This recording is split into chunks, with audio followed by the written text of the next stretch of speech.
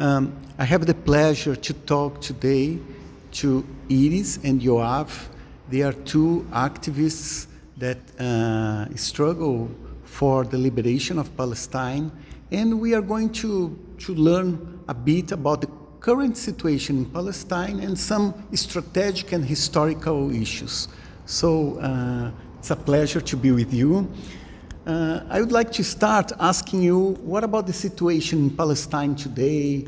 What about the new government that was elected in Israel? What changed in relation to Netanyahu?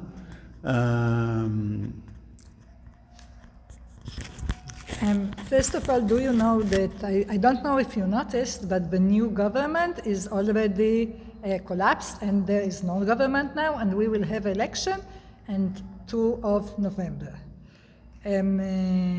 So I'm not sure even that this is the current situation in Palestine, the story of the government, so maybe you will speak with something more general about the current situation, and I will bring the details that I have in my... First of all, there is no basic change from the time of Netanyahu to the current government. All the racist policies continue, and even on a bigger stage, a bigger level, higher level.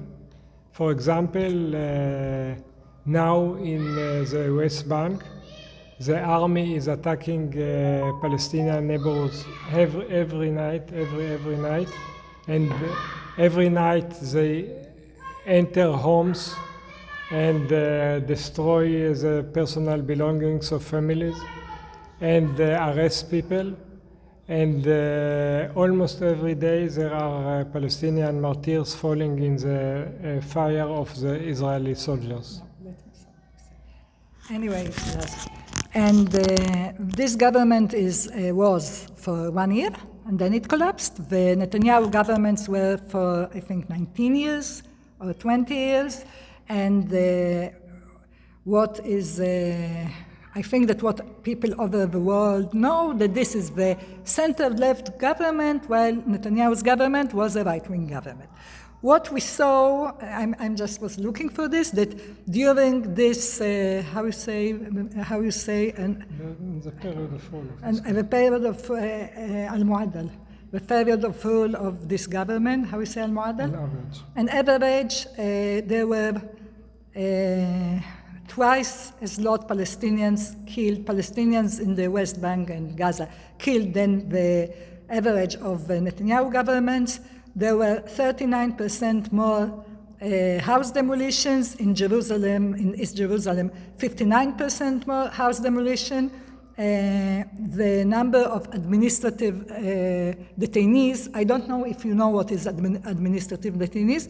Administrative detainees are people who are in prison, put in prison without charge, and without charges and without trial. They can be arrested for 6 months, and then after 6 months, their arrest can be renovated. So now we have 723 administrative detainees, which is the highest number in 14 years. There is 62% more building in the settlements in the West Bank than the average during Netanyahu, 26% up more than the average of planning new settlements than in the time of Netanyahu, 45% more, violence of settlers, again, Palestinian civil population in the West Bank. There are much more ethnic cleansing and transfer of communities in Jordan Valley and in an area called Khomsa, that you know, like Ras Etin and near El Khalil, an area that's called Masaf Yatta. There are much more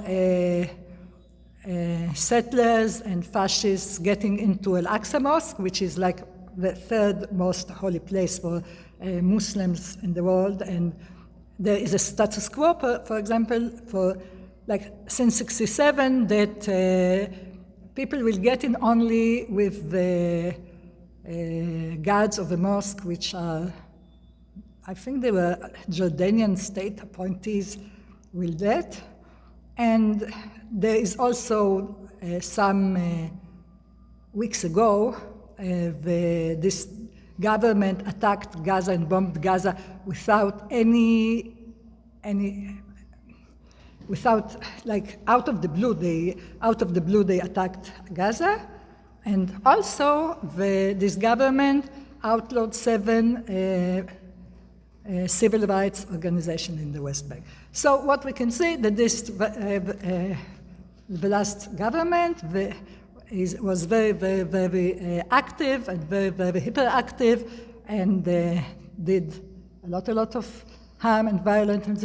What was interesting that there are even people that are going to demonstrations. For example, there is people from a party like Meretz, which is a Zionist party, which means that they believe in Jewish and white supremacy. But there are even people who are lawyers that defending, for example, people from the ISM, a lawyer like Gabilaski who was defending people from the ISM.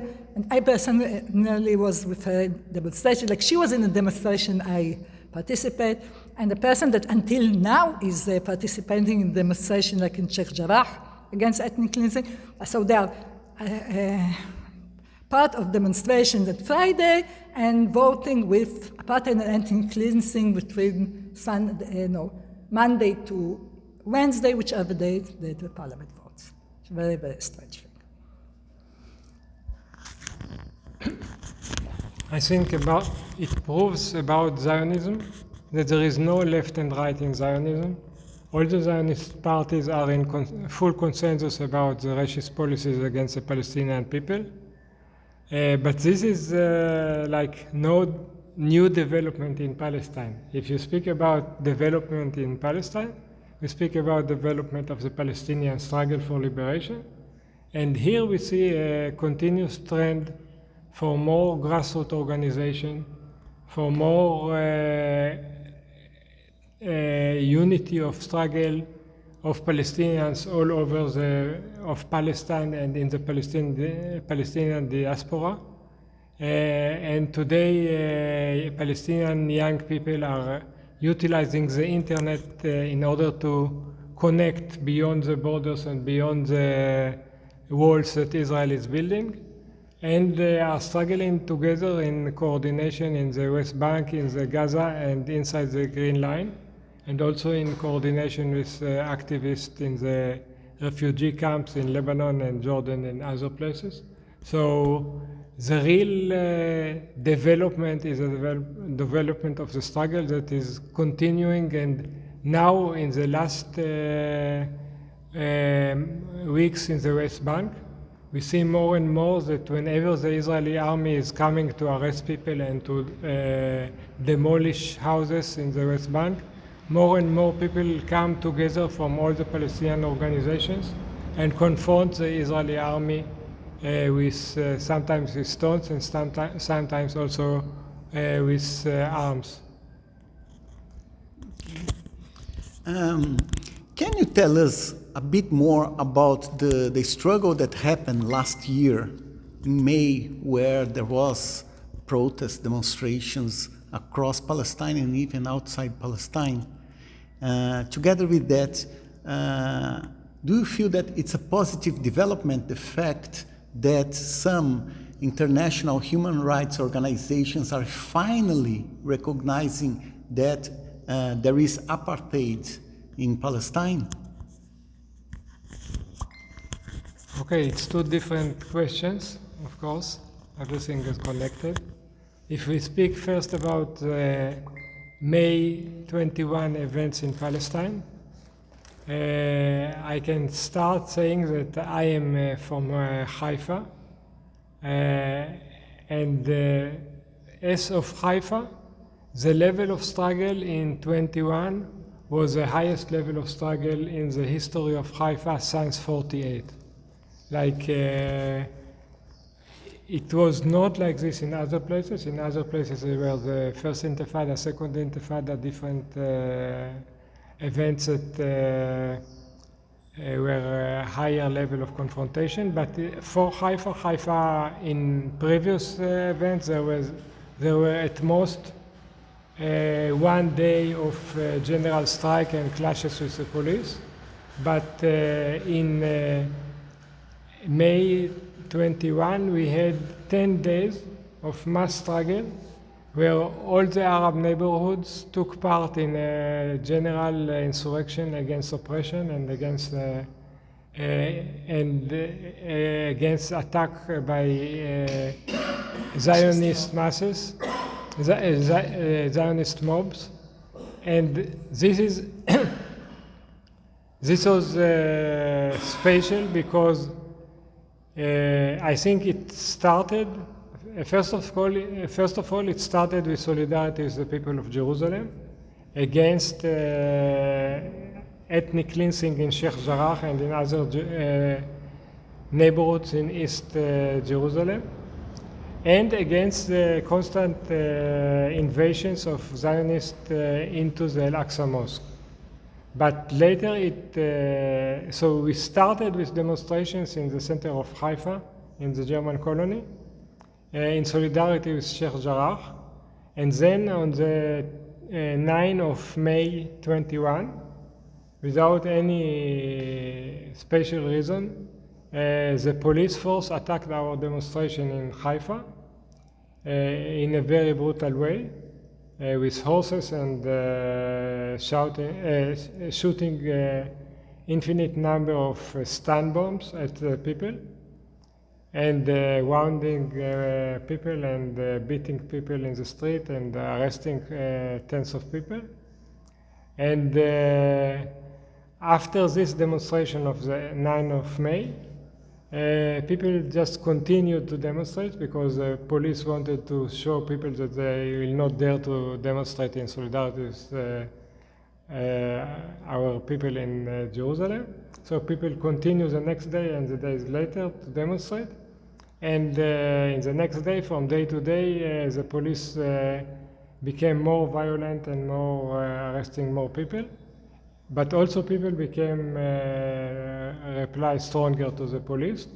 And on the Tuesday, the third day of the demonstrations, the police organized in front of our eyes a right-wing mob to march in the center of the Arab commercial neighborhood, which is also the center of the touristic area of Haifa, under the slogan "Death to the Arabs."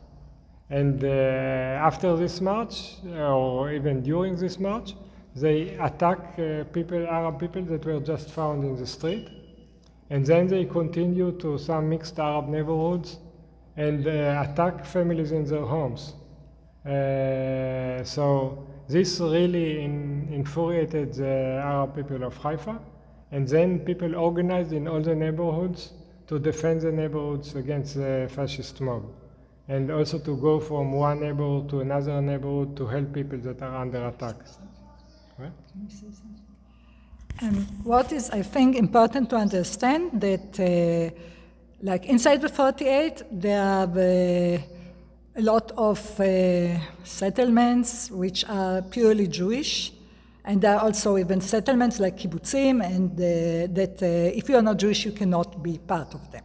There are a lot of, and they are they are called villages, but they are not really villages. They are townships. A lot of Arab townships that stayed from before 38. There is, I think, no really new Arab town or township established after 48. That all the population there is Arabs, and you have the mixed cities, which were mainly with a big majority cities in before 38, and most of the Arab population was ethnic cleansed and expelled, and now they are mixed with like until 30% Arab population in places like Akka and Ramle and the Lid, Haifa, I don't know exactly because according to the voting, it's like 12%, but the truth is that there are a lot of people that are students and living there, but they didn't register there. So maybe it is 30% Arabs. Also Haifa, 20 or 30% Arabs. And the difference in the most of the Arab townships, the community, you don't have neighborhoods according to class, because the neighborhoods are more organized according to the families, like the families that they were before 200 or 300 years, and in every neighborhood, which is more according to the family, according to the land the family have, and there are people, some of them became middle class, some of them are working class. I don't think there is almost like capitalists, very few, because one of the things that Israel expelled mainly the elite, the Arab elite in 48. So anyway, there is no like a middle-class neighborhood or a poor neighborhood or something like this. Haifa, which is a city, is different. And Haifa, and at the time that most of the other mixed cities, almost most of the people are working class and not many people who are middle class and upper middle class. Haifa is different. Haifa is also the center of all the 2 million Arabs that are citizens of Israel. The Palestinians, they are citizens of Israel. And there is a lot of middle class, including upper middle class, and there are different neighborhoods. For example, you have neighborhoods that are middle class and middle class and upper middle class, neighborhoods who are middle class, and neighborhoods who are working class, and poor people who are even not working class. I think you understand what I don't know the definition in English. And one of the things that's happening, because it's like a modern city in a lot of modern city in the world, there is a big gap between people from the different classes, and especially the students that come to study in Haifa, and a lot of times there are people from, these townships around, but from the middle class of the townships around, in a way that I think a lot of people from the middle class and upper middle class, they're not talking with the working, they're almost not talking, there are almost no connections with the working class and the poor class population. For example, we both are living in one of the poor neighborhood, which is called Halisa, and when our children, we sent them to a good school, so the parents of their friends, they didn't let them to go to our house, because they are not letting the children to go to this neighborhood, for example. There are a lot of people in Haifa, they never go in the neighborhood. And when the fascist mob attacked the Arab neighborhoods of Haifa, they didn't go to the poor neighborhoods. There were some people that tracked what fascists were talking about between them, like the WhatsApp of the fascists. And then they wrote, we cannot go to the poor neighborhood. The poor neighborhood, everybody have weapons. Okay, it's not true that everybody, some people have, but people have weapons. If we will go to the poor neighborhoods, where the people of the neighborhoods will beat us and they will finish us, let's go to the more upper-class neighborhoods. Upper-class neighborhoods are also mixed, more like not pure Arab neighborhood, but it's like maybe half-half, or 30% Arab and 70% Jews. Our neighborhood, for example, it is 86% Arab, and the Jews are the most poor people, like mainly black. Also, for example, in our neighborhood, which is the poor neighborhood. And then what happened is that when the fascists were, that after the first day, the Tuesday, as you have said, the fascists attacked people in this, went from the touristic center to the middle-class neighborhoods, and attacked some random Arab families according to the name on the door.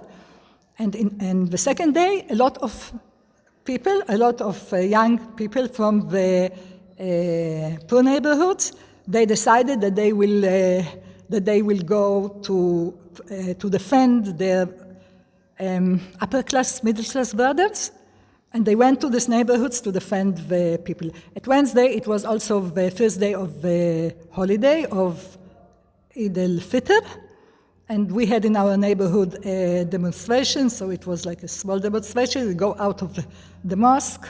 When we get down to the main street, we saw that somebody put on fire 2 police cars, so we just dispersed to the house because we were afraid police will come and we don't know what. But police was busy in other places, that's what it seemed. And then in the night, like we were sitting on the roof, and in the night we saw the young people from the neighborhood coming back and feeling victorious after they defended from the fascists the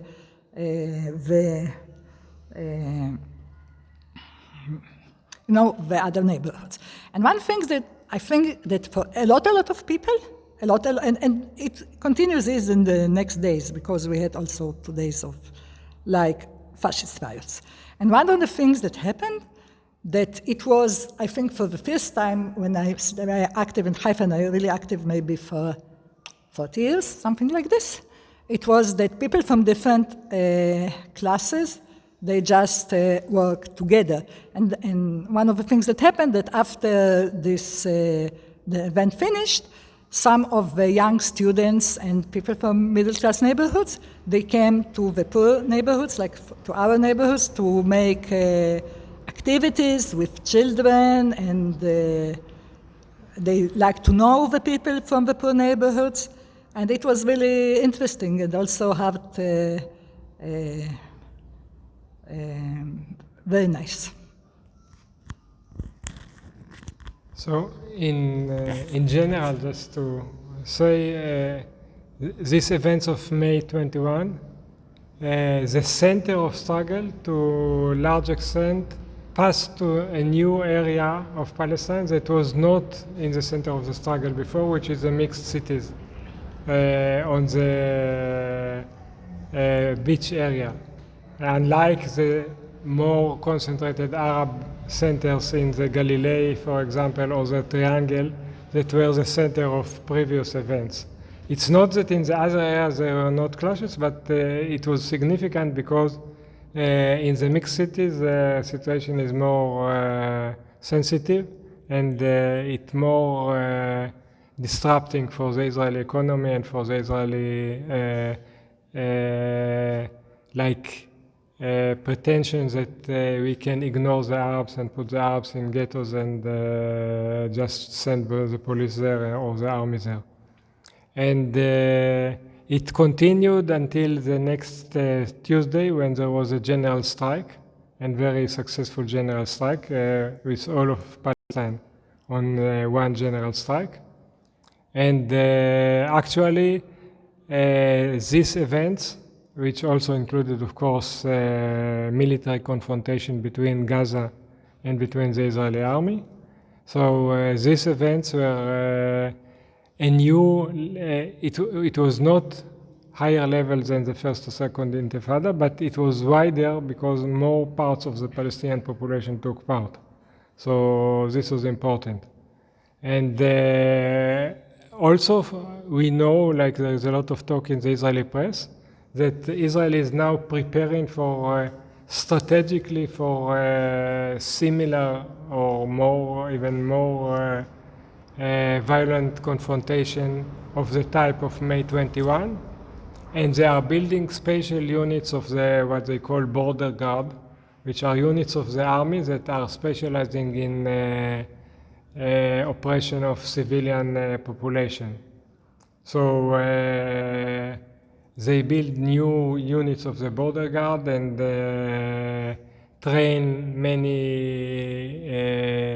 Jewish people that finished service in the army to be reservists like National Guard in these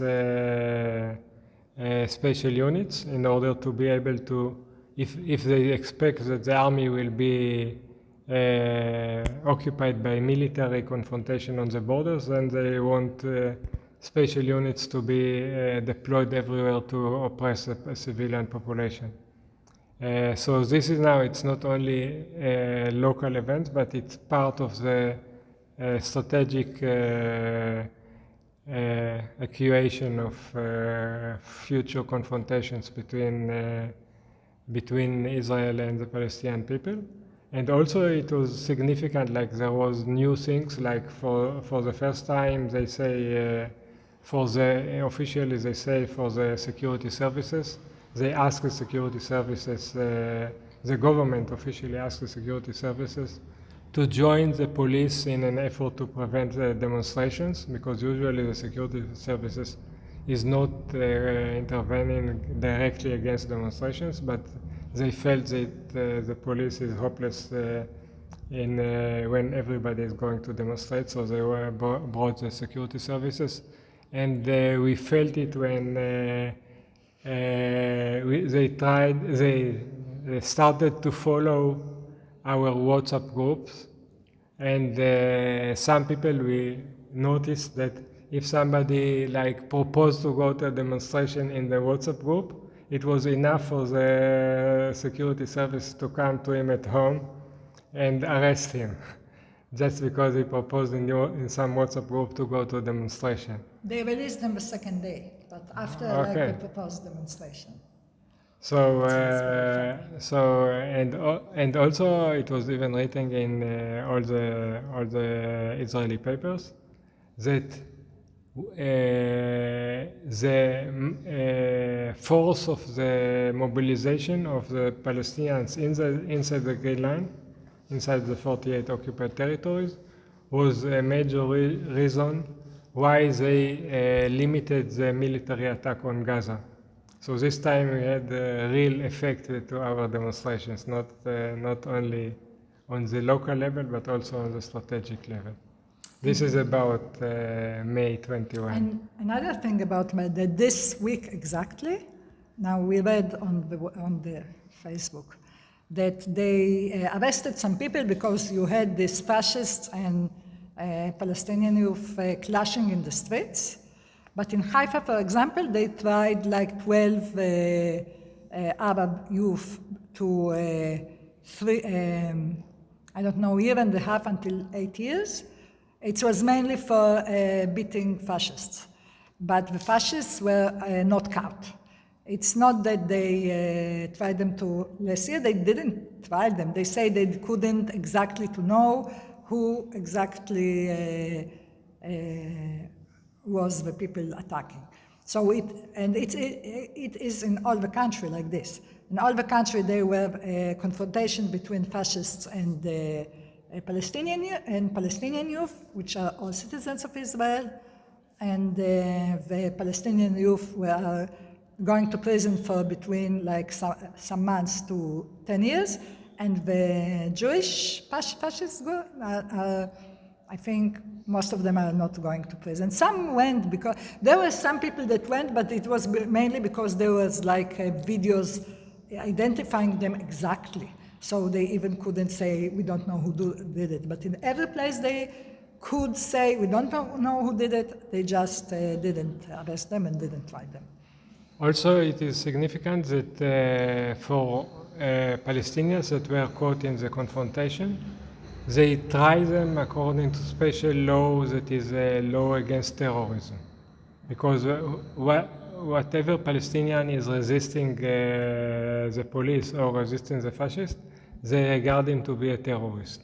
For the Jews that were, the very few Jews that were caught in the confrontation and like directly participated in, not in police cameras, because if it was only police cameras, they'll not do anything. But if they were on TV, for example, prime time TV attacking Arabs, then some of them were sentenced, but not according to the same law, because they say there is nothing ideological about what they did. It is only like the same law they use for them, the law that is on like private violence attack. So, and according to the Israeli law and the practice of this court, like you get much less of if you just kill somebody because you don't like him, you get much less than if you kill him for ideological reasons. So, and like this is the legal explanation or mechanism that allows the Jewish fascists, even if they are caught on prime TV lynching Arabs, then they'll get much less of a sentence. And also, for example, there are people in prison for writing on Facebook and on WhatsApp and things like this, but 99% of them are Arabs, and Jews can write whatever they like, and mainly nobody is doing them nothing. And you have to understand that we are living in a country that there is a football team, it's called Beitar Jerusalem, that are chanting every game. Death to the Arabs, one of the club slogans. I think something like this cannot happen in Brazil. I think no. And not in any normal country or half normal country anyway. And what about this, what happened with these major human rights organizations that finally they recognize that there is apartheid in Israel? Why they took so long to understand that that's the reality, and what's the importance of this recognition? First of all, we have to see that there is a big lie that is used by many people all over the world, which is a main defense of Zionism. This is to try to differentiate between the occupation of 48 and the occupation of 67. As if the occupation for 48 was something legitimate, and the occupation of 67 is something that is controversial. The only big difference, except for the different dates of the two occupations, is that in 48 the Zionists succeeded to expel most of the population of the occupied territories, and like before, because they succeeded to expel or perform the crime of ethnic cleansing, they could claim somehow that this is legitimate because there is a Jewish majority, so this is a democratic country because it is ruled by with elections and parliament through where the Jewish majority is deciding the government and whatever happens. But this is completely false because it is completely ignoring the fact that this majority was achieved by ethnic cleansing. So if, according to this logic, if they will expel most of the people from the West Bank, it will become also a legitimate occupation. So, but this kind of lie is still now commonly accepted by most of the international community, most of the states, even many socialist states and many socialist organizations all over the world accept the legitimacy of Israel in the borders of the 48 occupation, and say, okay, so we have a problem, not a problem of the very nature of the state of Israel, but a problem of the dispute about the future of the West Bank and Gaza. And then this problem is under negotiation, so this is a temporary situation, and we shouldn't take, until it will be solved, we can understand that there are temporary measures, like as if the occupation is a temporary measure. Now this is all this illusion that comes under the big lie of the two-state solution is eroded by reality. First of all, it was never real, but it is eroded by reality.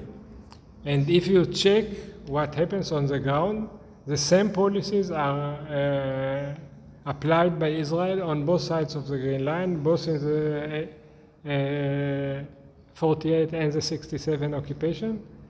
Everywhere there is discrimination. everywhere there is still ethnic cleansing, ongoing ethnic cleansing. It's not something that is happened and now we should live with results. But everywhere still Arab houses are destroyed. Everywhere still Arab land is confiscated. Everywhere Arabs are second or third or fourth level citizens. There are some differences and they will try to play on this difference in order to divide and rule. But basically it's the same policy everywhere. And everywhere there are new settlements that are built for Jews only and so on. So this is Zionism. It's not something that happened like the occupation from 67. I think that what we have to understand, and what is very important to understand, that Israel is like, I don't know, like your countries were in the 19th century, in the beginning of 19th century, when people thought that it can be a republic where only white men can vote, for example. It's a republic, only white men can vote, and you have slaves. But it's a republic because you don't have a king or something like this. I'm not sure, I don't know anything about Brazil, so maybe it wasn't like this in Brazil, but at least it was like this in Argentina and Venezuela, which I know more. Okay, so we are like in the 18th centuries. We are living the 21st century. We have, developed computer companies and I don't know, and the good medical system, which is 21st century. But politically, we are like in the beginning of the 19th century with. I'm just happy that we don't have to wear, these crinolines and all what women had to wear in the early colonizations time. That's what it is, like a state where even the most leftist party, except not the Communist Party, of course, but the leftist Jewish parties think that it's okay to live like. For now 55 years in a state when half of the people don't have civil and social rights. We are living in a state with half of the people don't have civil and social rights, and nobody is speaking about giving them civil and social rights, that even if we are not speaking about the ethnic cleansing. So like this. And people who are like considered left and going to different leftist things in the world, conferences, and are not opposed to this. And people who are, and they're also neoliberal. I think that Bolsonaro is more leftist than them, because I think that at least Bolsonaro don't think that half of the people in Brazil shouldn't have the right to vote. I don't know, but that's what I think. Maybe I'm wrong. And anyway, no says I'm not right. And anyway, okay, and this people. All of them think that it's completely okay that white Jews will have more rights than all the other people, like more rights than brown Jews, and of course more rights of non-Jewish community. So it's like, I don't know, beginning of 19th century, that's what I think. So I think that the fact that in the last couple of years, the international community started, at least the NGO, human rights organization, started to recognize the fact that there is one apartheid from the Mediterranean Sea to the Jordan River. I think it is a big strategic victory for the Palestinian struggle. It goes back to the days when the United Nations defined Zionism as racism, and after this the United Nations, under pressure from the imperialist power, retreated on this declaration, and now it is actually in a different way. It is renewing, like not officially as the United Nations, but at least on the wide circles of political parties and human rights organizations. It is recognized again that Zionism is basically a racist movement and is performing racist policies all around, not only in special places and special times. And this opens the way again for proposing the solution of one democratic state, like abolish apartheid from the very root of it, and all the institutions that hold the apartheid and perform all these crimes. And I think also one thing, that when you are looking at the statistics of Israel, they are even less white than the statistics in other countries, because we are like 16 million people living under the same government, and when you are speaking with the statistics, it's a statistic of for 9 million people out of the 16 million people, because the 7 million or 6 million that don't have, that are living all their lives, and the indigenous population are living all their life under this government, but they are not citizens and not residents. They are not into the statistics. So, according to the statistics, we are a country that with average salary of 12,000 shekel a month, which is like $4,000, something like this. But we have also 6 million people which have an average salary of like 1,500, when the average salary is 2,000 shekel, which is like $500? $600. But the 6 million people are not getting into the statistics.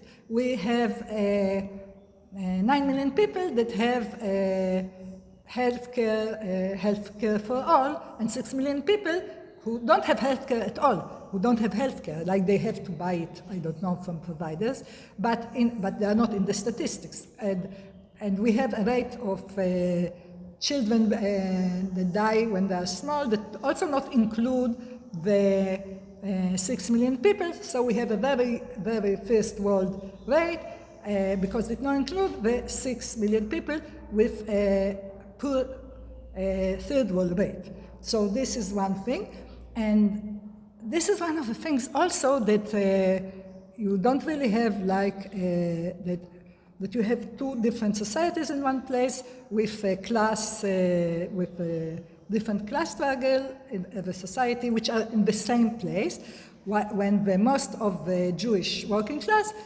mainly what they are doing is say, hey, we are also Jews, and hey, we are also white, and we have the right to be treated like colonizers and not, natives.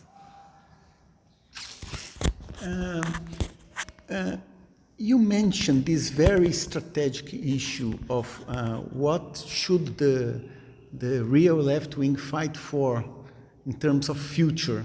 The idea of having, we know that in 48 Palestine, the main left organization, the Communist Party, they still stand for the two-state solution, right? How do you see that? Do you think that that's an illusion? Is it possible to achieve it? How you see this strategic debate between the two-state and one-state solution? I think historically there was illusion, strong illusion that the two-state solution is over the corner. And when the Oslo Agreement was made, people believed, like, first of all, the leadership of the PLO believed that Israel is really interested to make some kind of peace and is ready to give some form of Palestinian independence in the West Bank and Gaza. But this proved very fast to be an illusion, because Israel didn't stop settlements even for one day, and all this process of ethnic cleansing is ongoing, and all the time, like all the settlements, all the attacks on Palestinians, they are part of a big problem of ethnic cleansing. And I think the Palestinians today, they don't have much illusion in any solution that might be achieved with the State of Israel. And I think that now it is clear that the question is much deeper. It's the nature of the State of Israel that is aggressive and anti-Palestinian and exclusive for Jewish settlement or colonization. And I think that the Communist Party, the problem with it is that from the beginning it built its strategy on somehow integration into Israeli politics. It was the worst of it was in 48 when they supported Israel at the time of the what Israel called the War of Independence, which was a war of ethnic cleansing and colonization of Palestine. And they supported it by helping to bring weapons from the Czechia and helping to mobilize the Soviet bloc to support Israel diplomatically in the United Nations and elsewhere. But they continued it in different ways, like even when the PLO started struggle, they initially they defined the PLO as a terrorist organization and denounced it for its struggle. Only after many years of mass struggle they were succumbed to the Palestinian public opinion and recognized the leadership of the PLO at the time in the Palestinian struggle. And then they took an active part in convincing the PLO to try to find a solution through cooperation with Israeli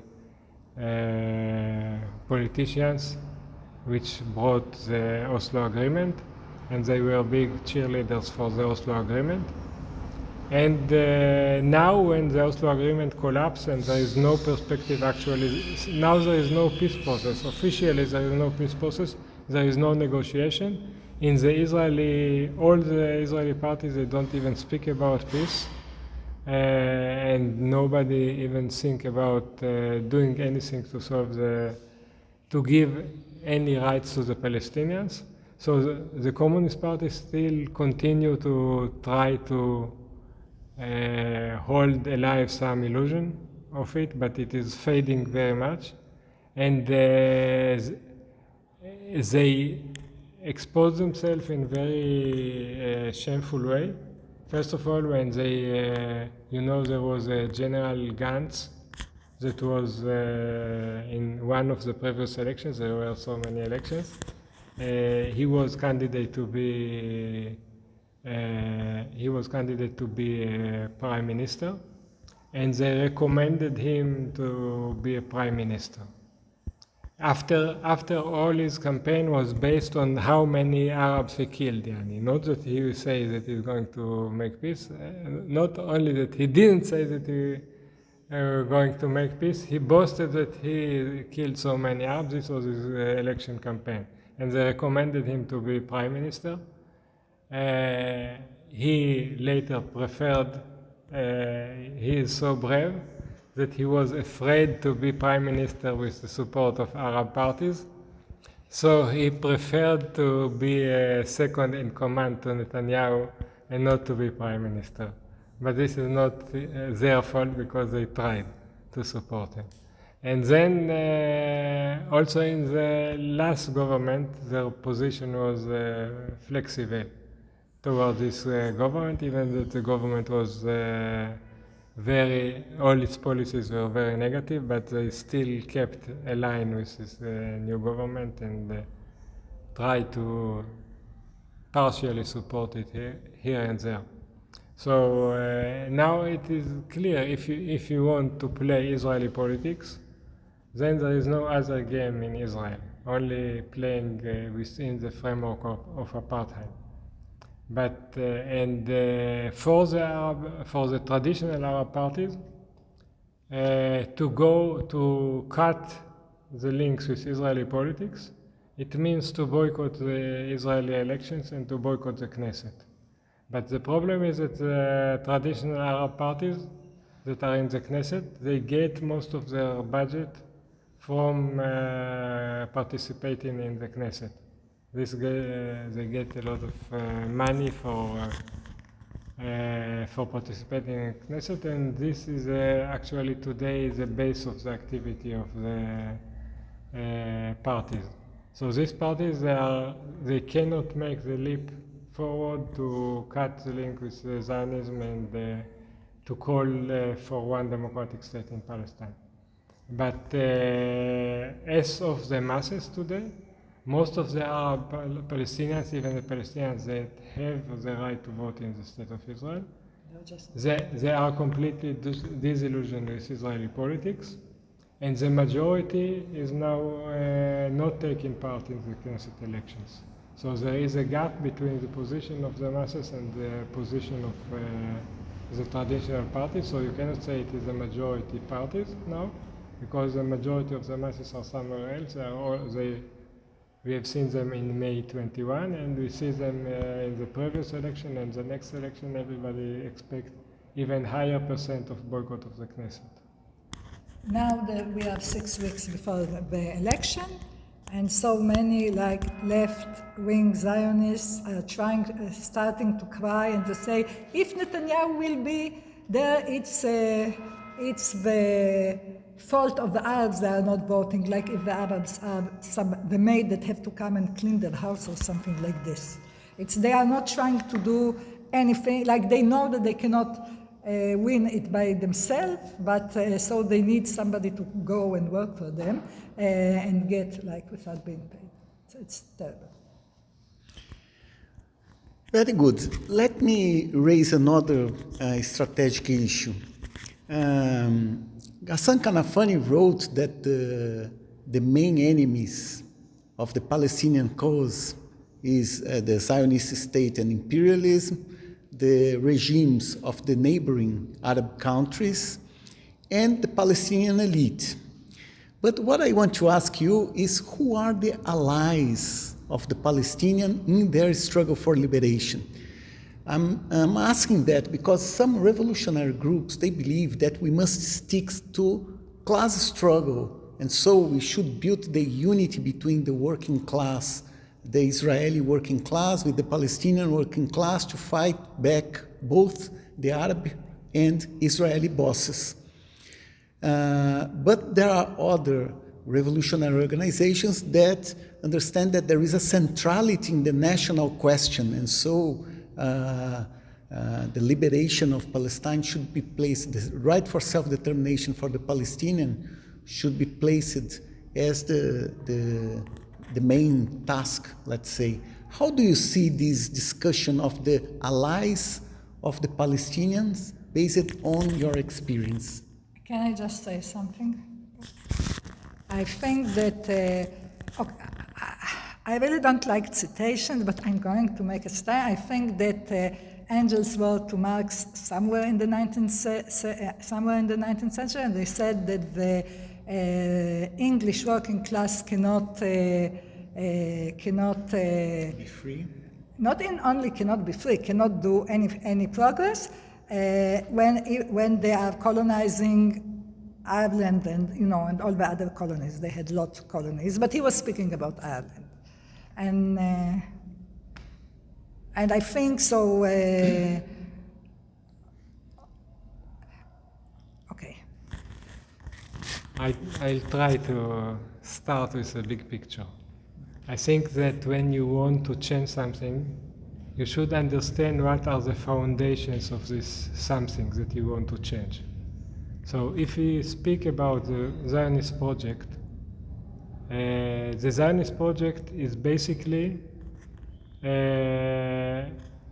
part of strategic framework for control of the Arab world. It is not a part of strategic project to colonize Palestine. The colonization of Palestine is part of this project, but the design of the project, the main goal of the project, is to ensure the US imperialism hegemony over the Middle East. Or first it was British imperialism, and now they became clients of the US imperialism. So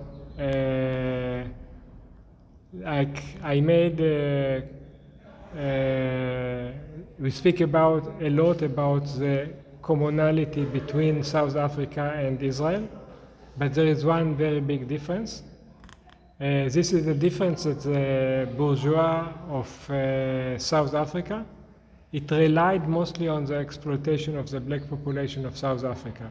So if the black population of South Africa organized, let's say, in trade unions and made a general strike, then the business of the local white bourgeois was paralyzed and they couldn't work without some form of agreement with the local black population. In contrast, the Zionist strategy or mainstay of the project is not the exploitation of the Arab population, but the extradition of the Arab population, like completing the ethnic cleansing of Palestine in order to have Palestine itself only as a colony, only for the colonizing population. And at the same time, they get imperialist support as part of a power play for the control of the Middle East. So the reason that the United States support Israel is not in order to suppress the Palestinians. This is only some requirement in order to hold Israel together. But the big reason is to suppress any possibility of independence and development of the Arab region, which include more than 300 million people. So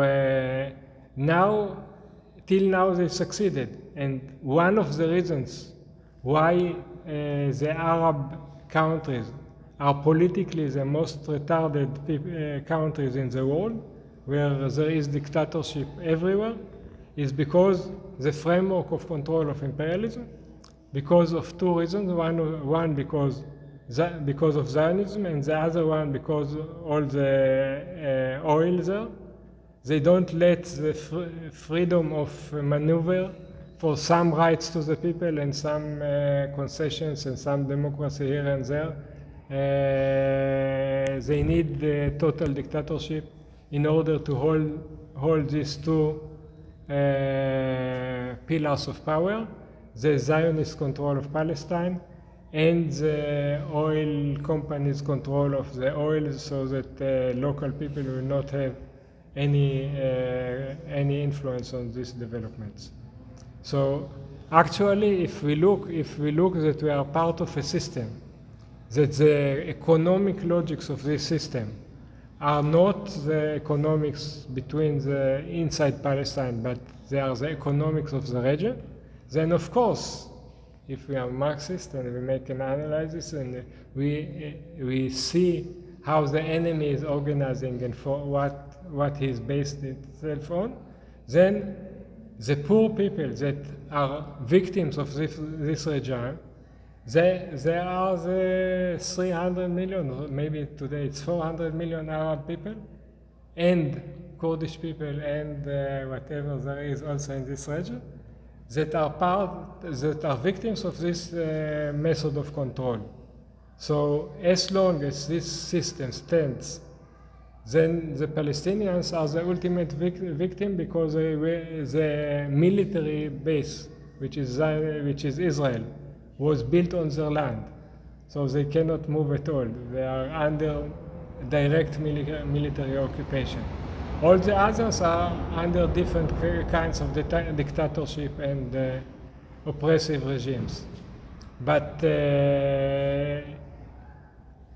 because of this, the only kind of movement that can really change is a regional movement that will topple the reactionary regimes and will establish democracy and socialism in the Middle East. So, but of course, this movement is basically should unite the great majority of the people of the area, including the Arab masses and including other people that live in the same area. And at this time, the solution of the question of Zionism will be part of the solution. Like when we will dismantle all the dictatorship and regime, then we will also change the dynamic. All the dynamic of imperialism will stop functioning, and it will be relatively one of many things that will change, like the dissolution of the Zionist regime. But as long as this regime exists, they hold each other. Like we have seen, for example, in Lebanon, when there was revolution in Lebanon, first Israel intervened, and when Israel couldn't intervene enough, then Syria came and oppressed the revolution in Lebanon. We have seen the same thing in Jordan, when there was revolution in Jordan in 70. Then there were, in this case, Israel and Syria, there were maneuvers, and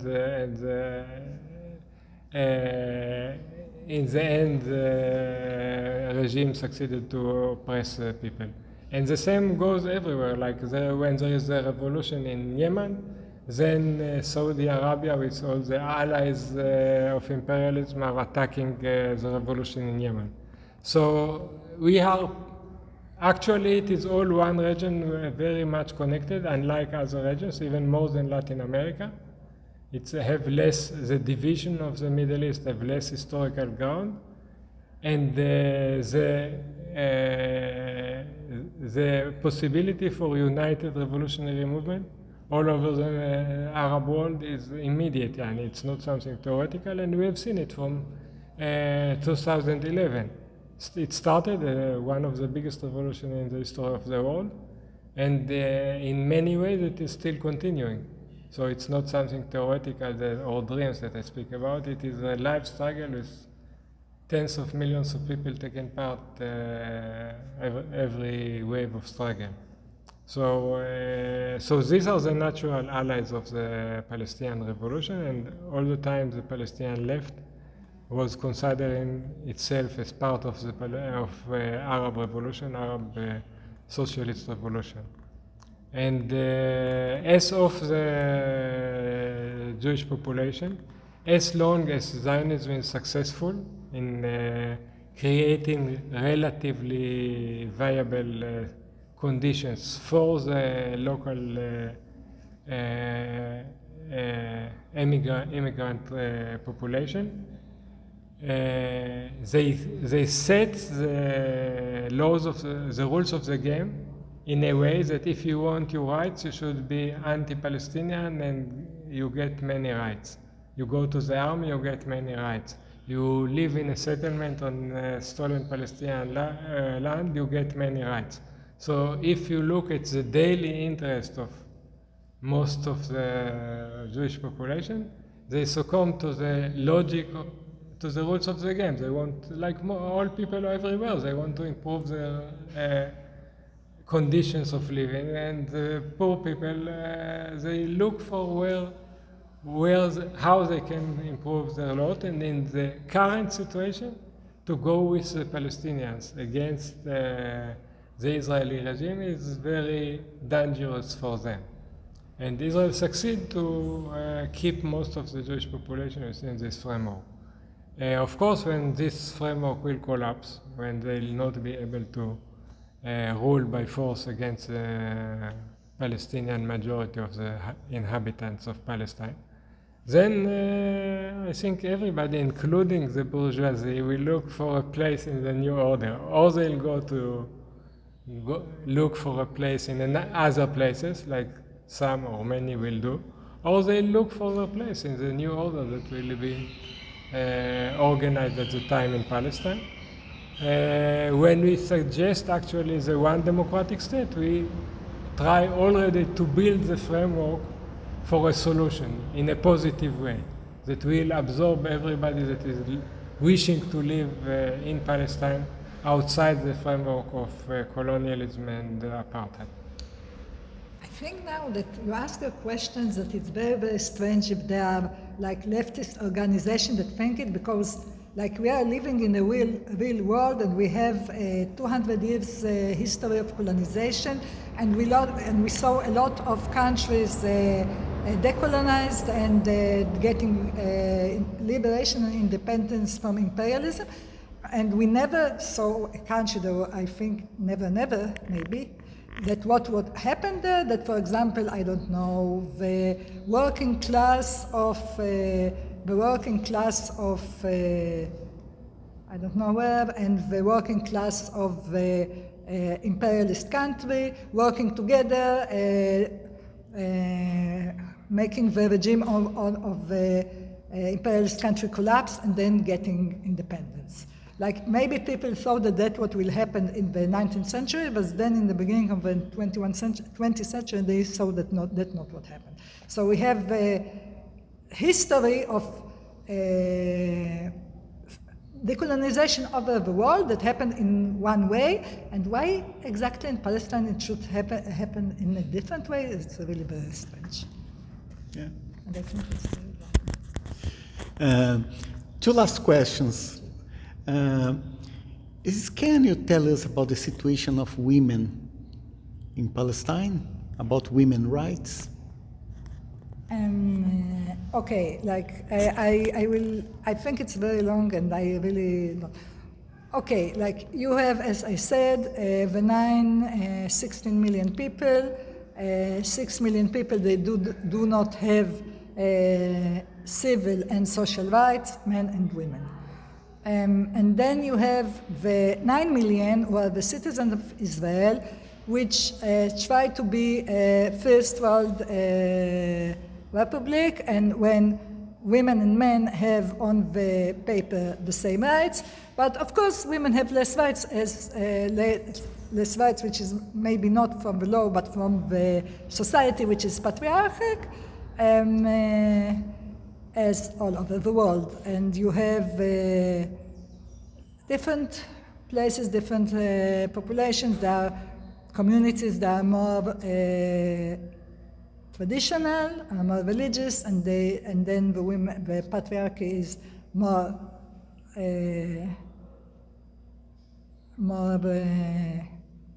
strong, and there are the people in the cities where the society is less traditional, so women have more.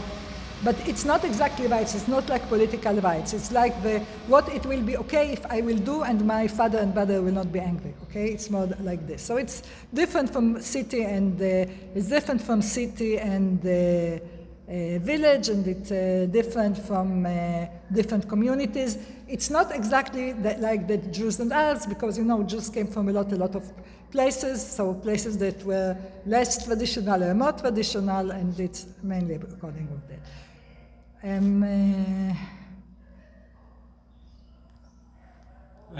Just a minute. I want to remind something. Like, we believe many times we believe in the illusion that Israel is a progressive democratic state, but Israel is somehow still controlled by the religion in a way that is not exist in many places, in many progressive places. One of the aspects is that there is only religious marriage. Yeah. So, and many times when there is problems in the family, it is controlled by religious court, not by civil courts. Yeah. So this is for Jews and Arabs the same. It's enforced tradition even on people that don't believe in this tradition. So this is one aspect, because we didn't speak about it a lot, but because the Zionists, they base the right to the control of the land of Palestine on the biblical promise of God to the Jewish people. And because of this, Zionism is married to religion. It cannot liberate itself from religion. And this has a lot of influence on the personal conditions of women, especially. Yes, of course. And also there is a lot of, like I just read lately, in the Israeli court there is a lot of prejudice against women. Like men that were violent against women get reduced sentences, and women that resisted very violent men get very strict punishment. Yes, and this, by the way, this marriage laws says mainly that, like, if people from different religions, they cannot marry.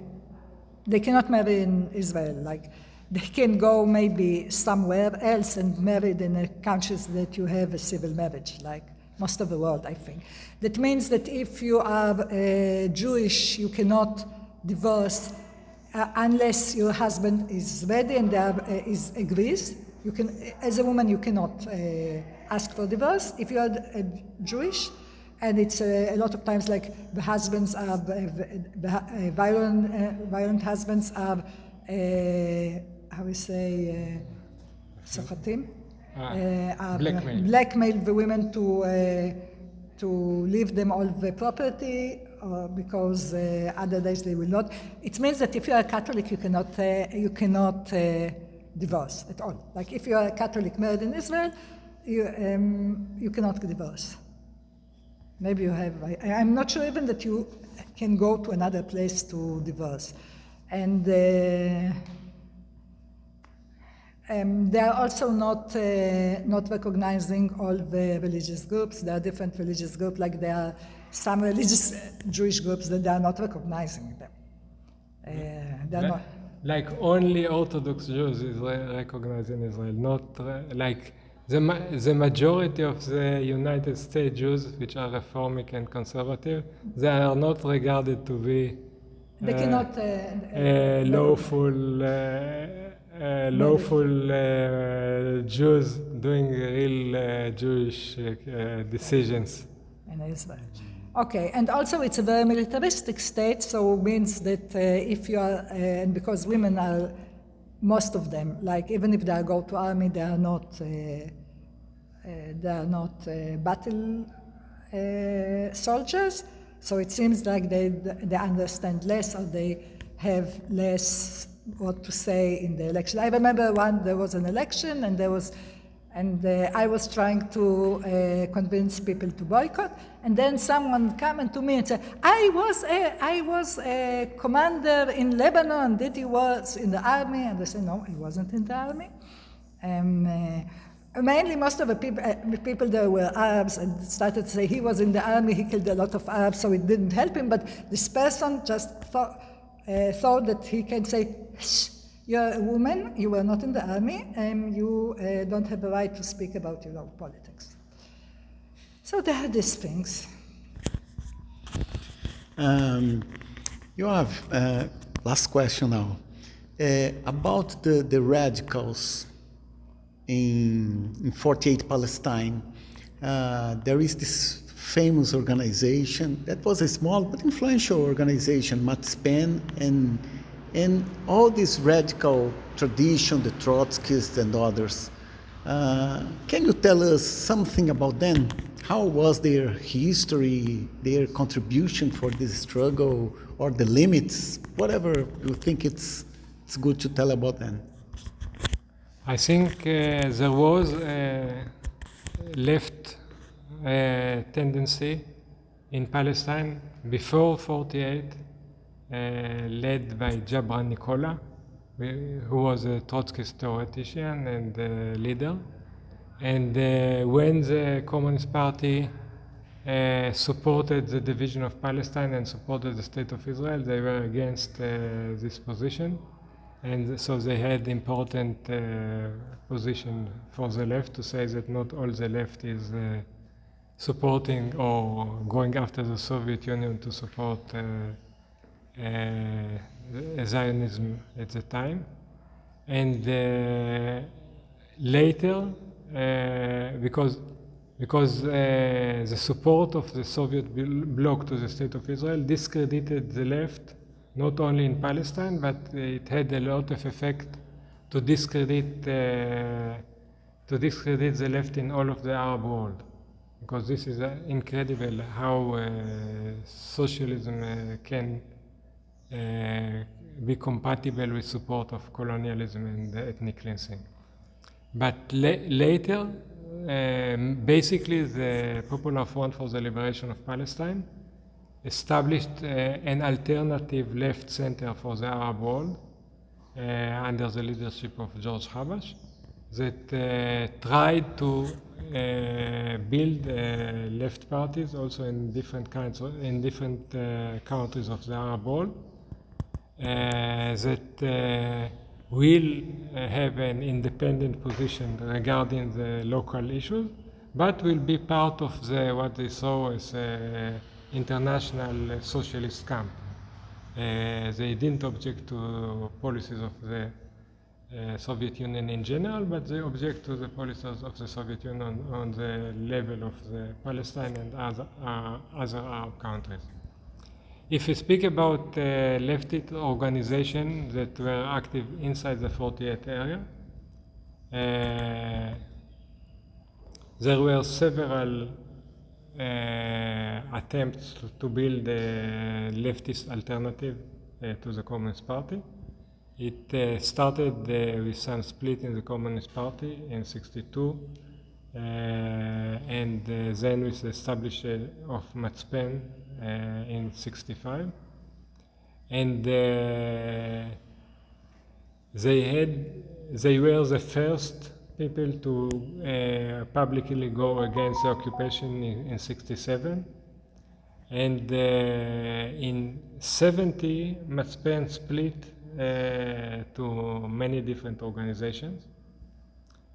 But if you want to understand this period and these organizations, we have to see that it was like there were some Palestinian activists, but the main development was of these leftist groups was within the Israeli immigrant society, and it was a reflection mostly of the European left.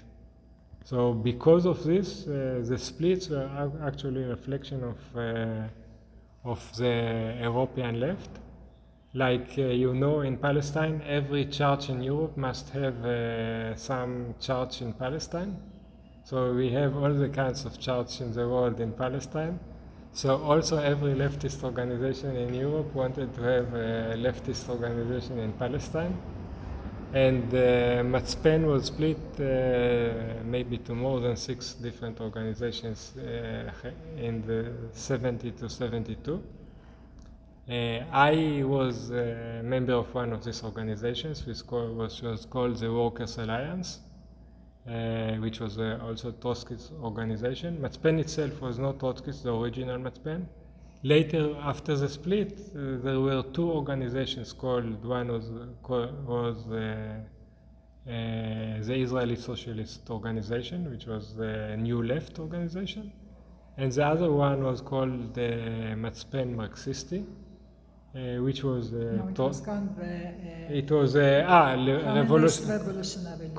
Communist Revolutionary League, but it was they have a publication called Matzpen Marxisti, and it was Trotskyist also, a different tendency, international Trotskyist tendency. So it was split mostly, and there were several Maoist organizations and different organizations. So there were, it was mostly international split and local split, and this was destructive because they didn't have the way, because Matzpen, at the top of its influence in the beginning of the 70s, it was a relatively small organization. Maybe in demonstrations there were a few hundred people, but it was the main topic on the media all the time, and at my time at school, in, like you can say, almost in every class at school there was some kid that was a sympathizer of Matzpen. But this was the top of the discussion of occupation and what happened to the Israeli society with this occupation and so on. But then, because of the split, it was neutralizing the local activity, and unfortunately this is what happened. And then there was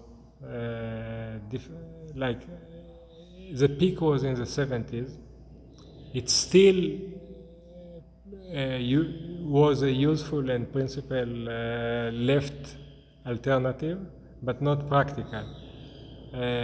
So it is the first people that were speaking against occupation, and first people, we as a group, we adopted the program of one democratic state in Palestine, or a socialist democratic state in Palestine in '73.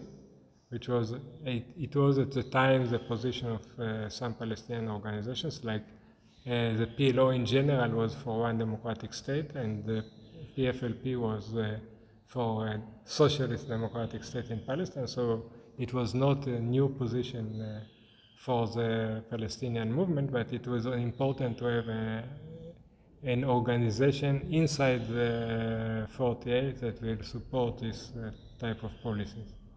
So I don't underrate the importance of these organizations, but it was limited. And the main reason is that it was limited was that it was mostly living in the Jewish community, a Jewish immigrant community. And we understood that if we want to build something real, because we understood that the center of the revolution in Palestine is the Palestinian population, and we understood that if we want to build something real, we have to make it a Palestinian organization. But we tried and we had some success locally, but basically we failed. Then you can say that at the same time, under the influence more of the Palestinian movement in other places, there started to be a Palestinian movement inside the 48 occupied territories.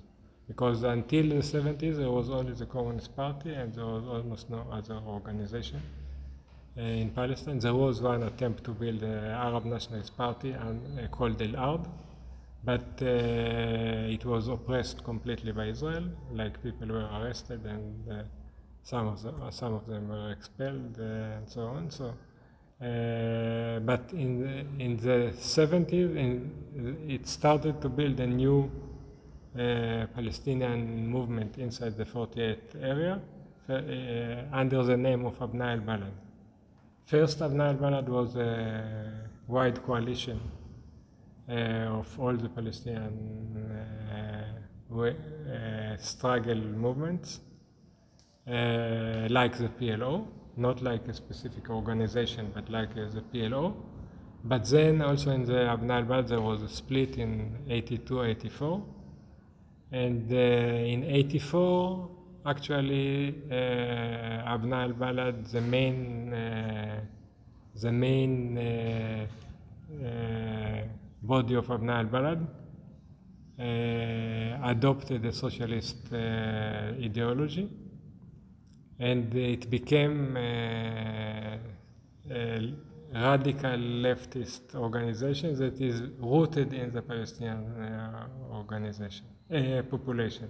So in 84, Iris and me joined Abna al-Balad, and since then we made all our effort to build the socialist alternative through the building of Abna al-Balad.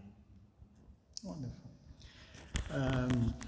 If you want to, I finished my questions. If you want to say something end for us to end our interview, it's open for you. Okay. I must say something to the Brazilian people, because